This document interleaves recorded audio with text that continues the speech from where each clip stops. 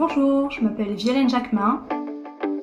J'ai terminé mes études à Robert Schuman en juin 2018, après un stage de 4 mois à Hambourg, dans le nord de l'Allemagne, au Brahms Museum. En août 2018, j'ai trouvé du travail au MUDIA, un musée d'art à Redux. Je m'occupe de Facebook et d'Instagram.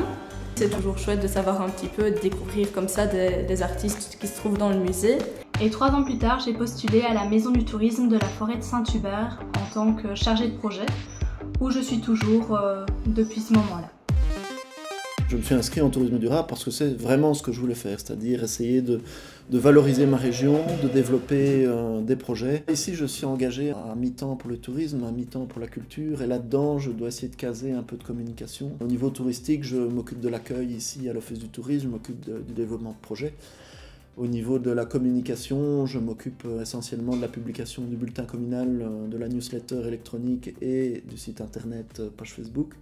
Et puis à côté de ça, il y a un travail au niveau du centre culturel de Rossignol-Tatigny avec lequel on est partenaire, avec lequel on essaie de développer aussi de l'animation sur le territoire, quoi. Quand je suis arrivé, il n'y avait rien sur le territoire, c'est-à-dire pas de carte de promenade, pas de promenade balisée, quasiment rien au niveau de la mise en valeur du patrimoine touristique local. Et donc on essaye de tout créer en ce moment. En début d'année, on a eu la pose de panneaux d'interprétation du patrimoine. Donc c'est 28 panneaux qui sont posés près de monuments historiques, voire contemporains d'ailleurs, où l'objectif c'était de guider un peu le touriste, lui expliquer devant quoi il se trouvait, quoi. Normalement, d'ici la fin de l'année, on devrait avoir un réseau de promenades avec 8 nouvelles promenades sur le territoire. Ce que je voulais aussi développer, et ça c'est en cours, c'est développer une boutique produits du terroir pour essayer de mettre en valeur les gens du territoire qui font quelque chose de leurs mains. J'ai eu quand même un peu de chance. Je savais ce que je voulais faire, être hôtesse de l'air. En septembre, je savais qu'il y avait une formation qui était ouverte à Charleroi. Et je me suis directement inscrite dès que je suis sortie ici. J'ai quand même beaucoup bossé pour en arriver là, parce que les formations, c'est tout en anglais, c'est pas facile, quoi. Dans la foulée, j'ai trouvé un job chez TUI en novembre. J'avais commencé les longs courriers.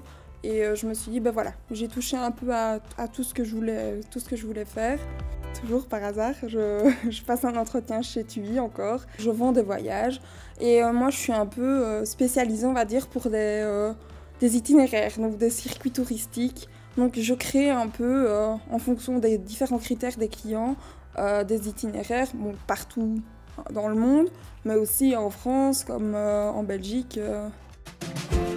Je suis diplômé depuis 2021. J'ai d'abord travaillé 2 ans comme agent d'accueil au syndicat d'initiative d'Herbemont, qui était entre parenthèses le lieu où j'ai effectué mon stage de fin d'études, d'où l'importance de bien choisir son lieu de stage. Ensuite, j'ai décidé de quitter l'Ardenne pour m'installer un peu plus au nord en Calestienne, où j'ai rapidement décroché un CDD d'1 an comme guide et animateur aux grottes de Neptune.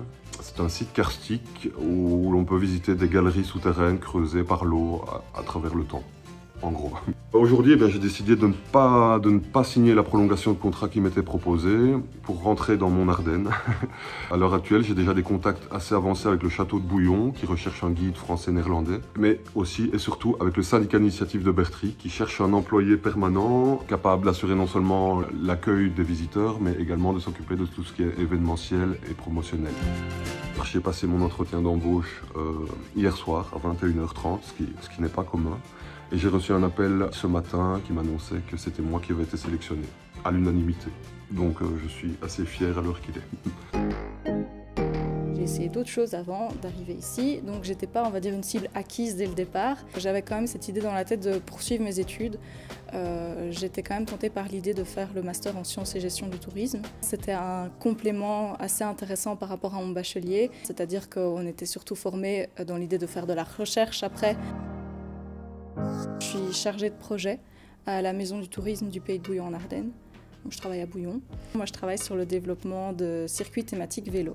Quand j'ai été engagée, on m'a confié directement la mission de développer le réseau Point Nœud. Et l'idée, c'était pas exprimé comme ça, mais c'était vraiment la mise en tourisme de ce réseau, créer des boucles et les thématiser en fait. Et ça, la thématisation, ça renvoyait à quelque chose qu'on avait travaillé directement ici en Bac 3 dans le cadre de l'itinéraire touristique. Moi, je fais aussi beaucoup d'accueil en fait, de l'accueil touristique, des sports, parce que notamment les week-ends, les jours fériés, on est tout seul. Donc voilà, les 21 juillet, ce genre de choses, c'est un peu sportif.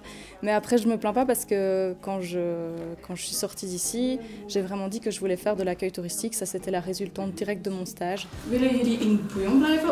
C'est vraiment l'idée d'aider l'autre dans son séjour. C'est gratuit au final, c'est vraiment une dimension complètement gratuite. On ne sauve pas des vies, mais d'un autre côté, quand on voit qu'ils sont contents de nos recommandations, qu'on a pu créer un sourire ou l'autre, ou même juste être une écoute, parce que y a des choses qui se passent pas toujours très bien, ils n'ont pas les interlocuteurs à qui parler. Parfois, juste être cette oreille qui écoute et après, ils sont contents d'avoir été écoutés. Voilà, moi, je trouve que c'est gratifiant. On voit des gens, des profils différents et socialement, c'est intéressant, je trouve, comme boulot.